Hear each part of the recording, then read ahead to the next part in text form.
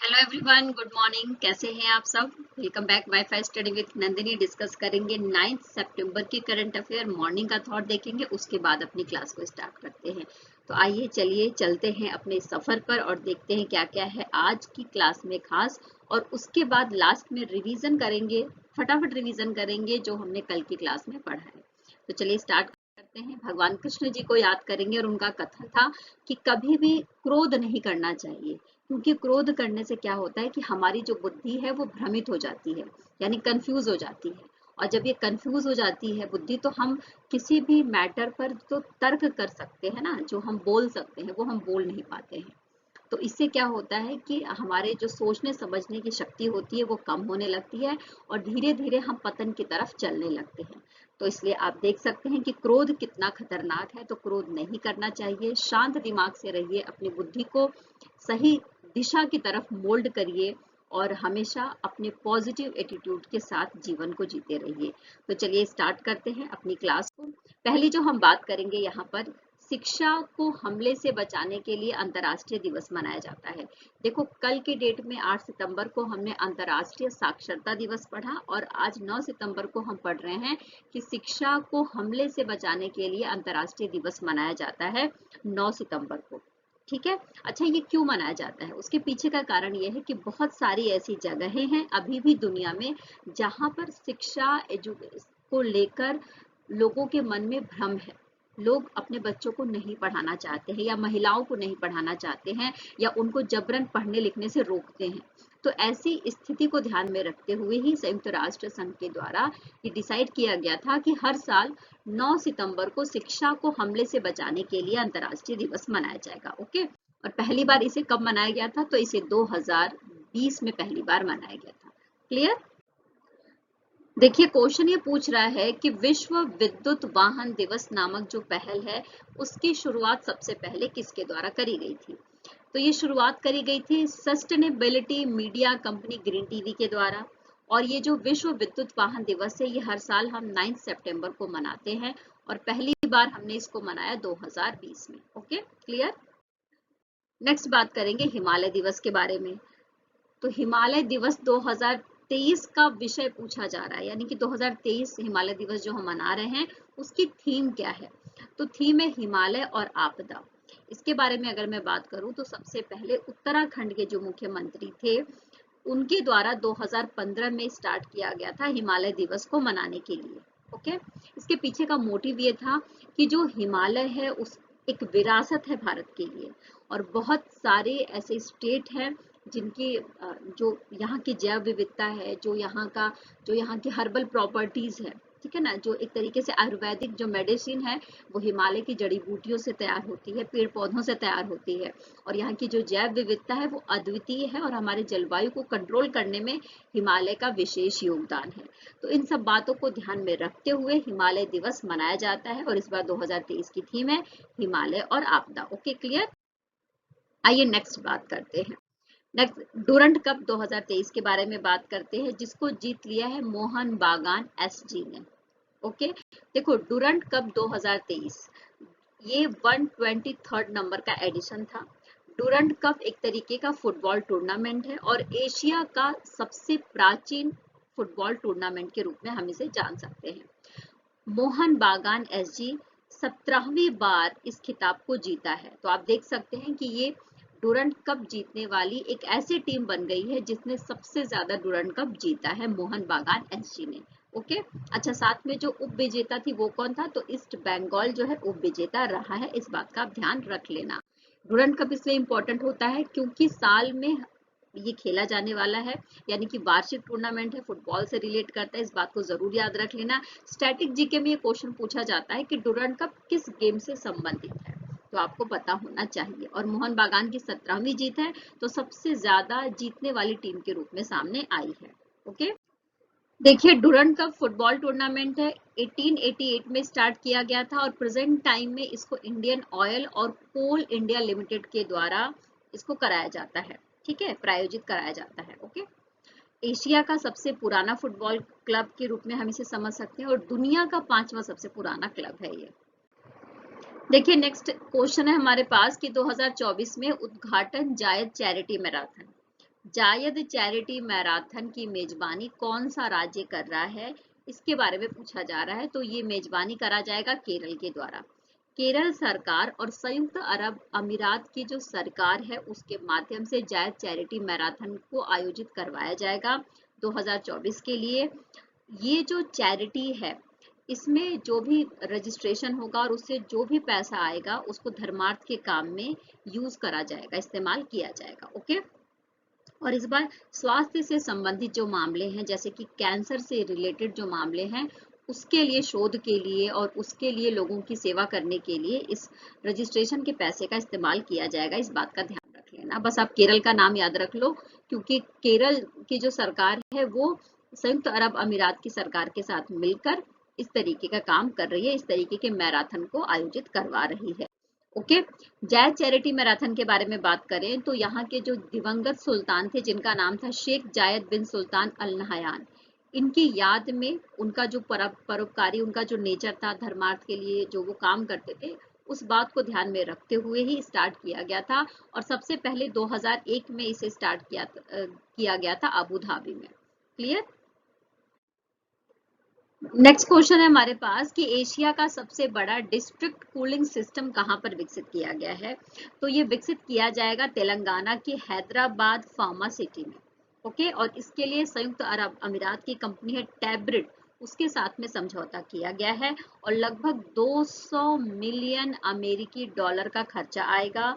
और अगर ये विकसित हो जाता है डिस्ट्रिक्ट कूलिंग, तो इसके माध्यम से 200 मेगावाट बिजली की खपत कम होगी और 6.2 मिलियन CO2 यानी कि कार्बन डाइऑक्साइड का उत्सर्जन कम होगा। क्योंकि मोटिव ये है कि 2047 तक इस पर्टिकुलर एरिया में जो कार्बन का उत्सर्जन है उसको जीरो कर दिया जाए। तो ये जो टारगेट है उसको प्राप्त करने में डिस्ट्रिक्ट कूलिंग सिस्टम का महत्वपूर्ण योगदान होगा। ओके। क्लियर। इतनी बात समझ में आ गई। अच्छा देखो, इसको PPP मॉडल पर बनाया जाएगा। PPP मतलब कि पब्लिक प्राइवेट पार्टिसिपेशन, है ना, कि यानी कि ये जो है इसमें सार्वजनिक और प्राइवेट सेक्टर दोनों को इन्वॉल्व किया जाएगा। क्लियर।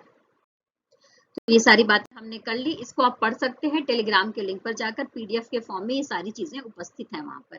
ओके। नेक्स्ट बात करेंगे। क्वेश्चन यहाँ पर पूछा जा रहा है कि गति शक्ति विश्वविद्यालय बड़ोदरा ने एरोस्पेस शिक्षण और अनुसंधान के लिए किसके साथ साझेदारी करी है। तो ये साझेदारी करी गई है एयरबस के साथ। किसके साथ करी गई है? एयरबस के साथ ही साझेदारी करी गई है। अब हम इसको थोड़ा समझ लेते हैं। देखो, गति शक्ति विश्वविद्यालय की स्थापना 2022 में करी गई थी संसद के एक अधिनियम के तहत और रेल मंत्रालय के तहत ये काम करता है। ओके। और इसके पहले चांसलर थे अश्विनी वैष्णव जी हैं। ठीक है। इसके पहले चांसलर कौन है? अश्विनी वैष्णव जी। और अश्विनी वैष्णव जी हमारे देश के IT मिनिस्टर होने के साथ साथ रेल मिनिस्टर भी हैं, हम सबको अच्छे से पता है। जब ये समझौता अच्छा देखिए, जब ये समझौता हो रहा था तो उस दौरान जो गति शक्ति विश्वविद्यालय है उसके कुलपति है मनोज चौधरी जी, और साथ में एयरबस की भारत और दक्षिण एशियाई वाले जो एरिया है उसकी डायरेक्टर है रेमी माइलार्ड। इनके बीच में समझौता हुआ है। अश्विनी वैष्णव जी उपस्थित थे और रेलवे बोर्ड के अध्यक्ष और CEO जो अभी हाल ही में बनी है जया वर्मा सिन्हा जी, जिनके बारे में हमने परसों की क्लास में पढ़ा था, वो भी उपस्थित थी। मेक इन इंडिया के तहत जो भी उत्पाद बनाए जाएंगे उसमें एयरबस हेल्प करेगा। ओके। और ये भी कहा जा रहा है कि लगभग भारत के 15,000 जो छात्र हैं, युवा हैं, उनको नौकरी भी दी जाएगी एयरबस के द्वारा। क्योंकि एयरबस भारत में आकर काम करेगा तो इससे नेचुरल सी बात है कि हमारे देश के युवाओं को नौकरी भी मिलने की संभावना है।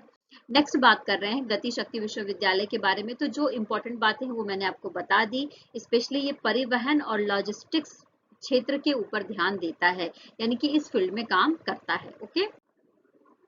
नेक्स्ट क्वेश्चन पूछा जा रहा है यहाँ पर कि किस राज्य के द्वारा ट्रांसजेंडर समुदाय के लिए पेंशन और OBC दर्जे को मंजूरी दी है। अच्छा, कल की न्यूज में मैंने आपको ट्रांसजेंडर एक क्रिकेटर के बारे में बताया था। क्या आपको उनका नाम याद है? अगर आपको उनका नाम याद है तो कमेंट बॉक्स में जरूर लिखकर भेजिए और ये भी बताइए कि वो किस देश से बिलोंग करती हैं। तो यहाँ पर ट्रांसजेंडर समुदाय के लिए पेंशन और OBC दर्जे को मंजूरी दे दी गई है झारखंड राज्य के द्वारा। झारखंड के मुख्यमंत्री कौन है? तो आप स्क्रीन पर देख सकते हैं, ये हैं हेमंत सोरेन। इनके द्वारा ये बात कही गई। ट्रांसजेंडर समुदाय के बारे में अगर बात करूं तो झारखंड में लगभग प्रेजेंट टाइम में 14,000 ट्रांसजेंडर आपको देखने को मिल जाएंगे।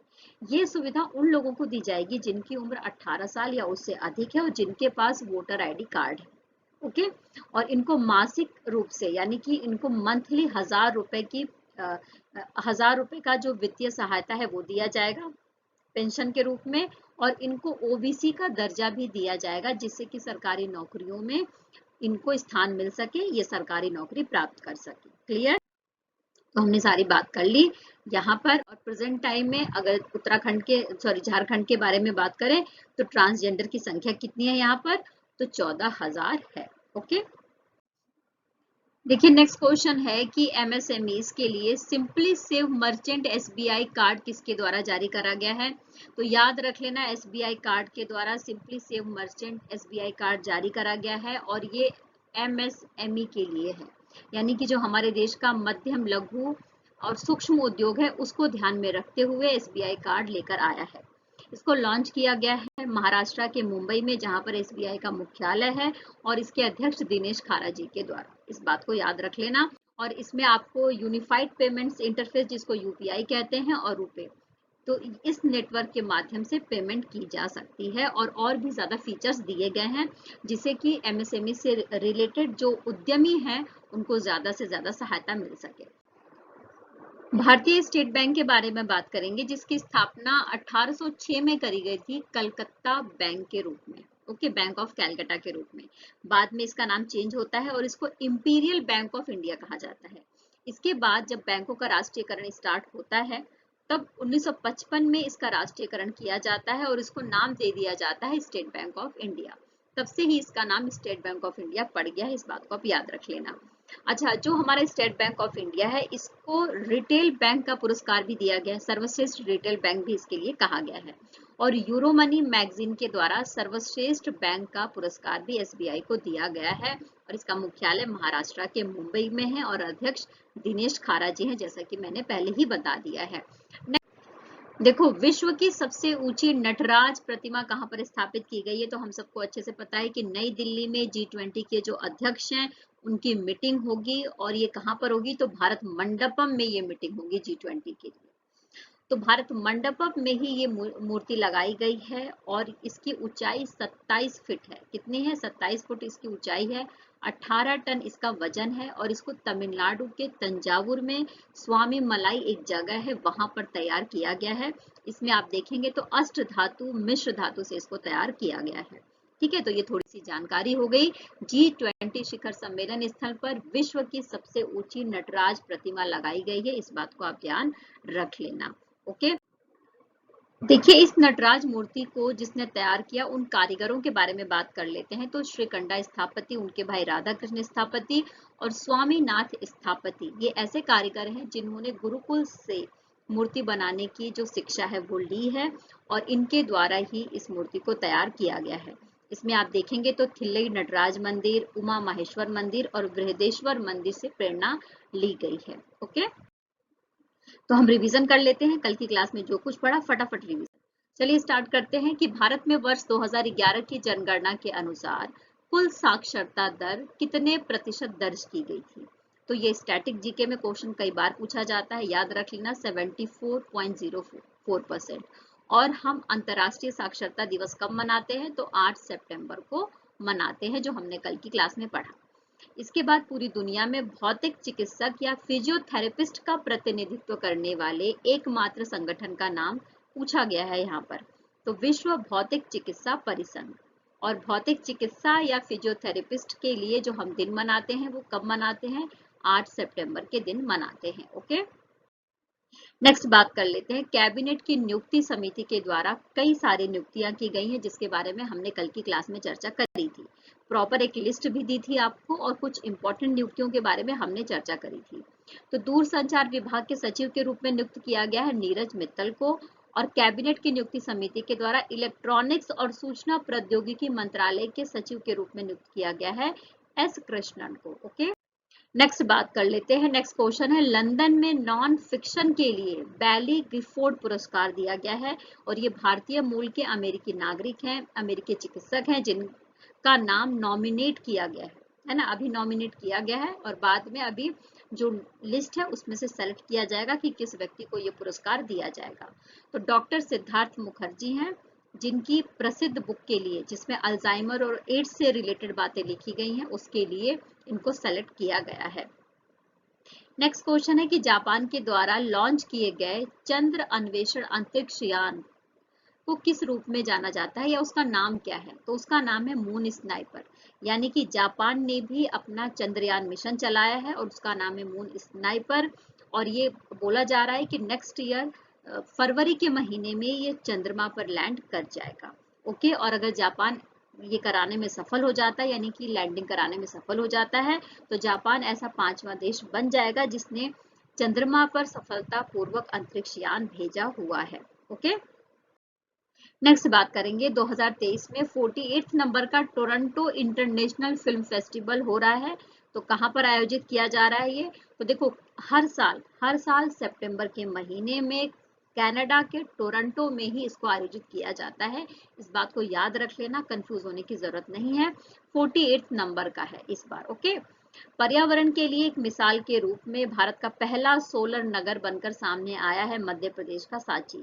मध्य प्रदेश के रायसेन डिस्ट्रिक्ट में सांची आपको देखने को मिल जाएगा। वहां पर एक जगह है नागौरी, और नागौरी में ही सोलर पैनल लगाया गया है। ओके, नेक्स्ट बात करेंगे भारतीय वायुसेना के द्वारा प्रारंभ किया गया प्रशिक्षण अभ्यास, जो भारत के पश्चिमी एरिया को कवर कर रहा है। कश्मीर का जो लेह है वहां से लेकर राजस्थान का जो नाग है उसको कवर कर रहा है ये प्रशिक्षण अभ्यास। इसका नाम क्या है? इसका नाम है त्रिशूल। केंद्र सरकार के द्वारा मंजूरी प्रदान किया गया मेडिकल शिक्षा में सरकारी स्कूल के छात्रों के लिए 10% आरक्षण किस राज्य से संबंधित है? तो यह है पुदुचेरी। पुदुचेरी एक यूनियन टेरिटरी है और यहाँ के मुख्यमंत्री और राज्यपाल की मांग थी, जिसको पूरा करा है केंद्र सरकार ने। और यहाँ के सरकारी स्कूल के जो छात्र हैं, अगर वो मेडिकल की परीक्षा देते हैं, नीट क्वालिफाई करते हैं, तो उसमें 10% आरक्षण की उनको सुविधा दी जाएगी। क्लियर? प्रसिद्ध हिंदुस्तानी शास्त्रीय गायिका मालिनी राजुरकर किस घराने के प्रतिपादक थी? तो ये ग्वालियर घराने से संबंधित थी। 82 वर्ष की उम्र में इनका निधन हो गया है। और साथ में ही ये जो शास्त्रीय गायिका थी, ये हिंदुस्तानी संगीत से रिलेट करती थी। ये टप्पा और ख्याल जो एक विधा है संगीत की, उससे ज्यादा रिलेट करती थी। उसमें ज्यादा महारत हासिल करा था इन्होंने। प्रधानमंत्री मोदी की सुरक्षा के लिए जिम्मेदार स्पेशल प्रोटेक्शन ग्रुप है और इसके डायरेक्टर थे जिनका अभी निधन हो गया है। इनका नाम है अरुण कुमार सिन्हा। अरुण कुमार सिन्हा जी केरल कैडर के आईपीएस अधिकारी थे। कौन से अधिकारी थे? आईपीएस अधिकारी थे और इनका निधन हो गया है। इस बात को याद रख लेना। और जो ये स्पेशल प्रोटेक्शन ग्रुप है, इसकी स्थापना 1985 में करी गई थी प्रधानमंत्री की सुरक्षा के लिए। प्रेजेंट टाइम में इसमें 3000 कर्मचारी हैं जो काम करते हैं। ओके, और इसके डायरेक्टर थे अरुण कुमार सिन्हा, जिनका कार्यकाल अभी मई 2024 में पूरा होने वाला था। ओके, तो इस सेशन में इतना ही। आई होप कि आपने क्वेश्चन अच्छे से समझ लिया होगा, आपको सारे जो पॉइंट्स हैं वो क्लियर हो गए होंगे, और इसके साथ साथ रिवीजन भी हमने कर लिया। तो प्लीज अगर मेरा एफर्ट पसंद आता हो तो लाइक करते रहिए, शेयर करते रहिए और चैनल पर बने रहिए।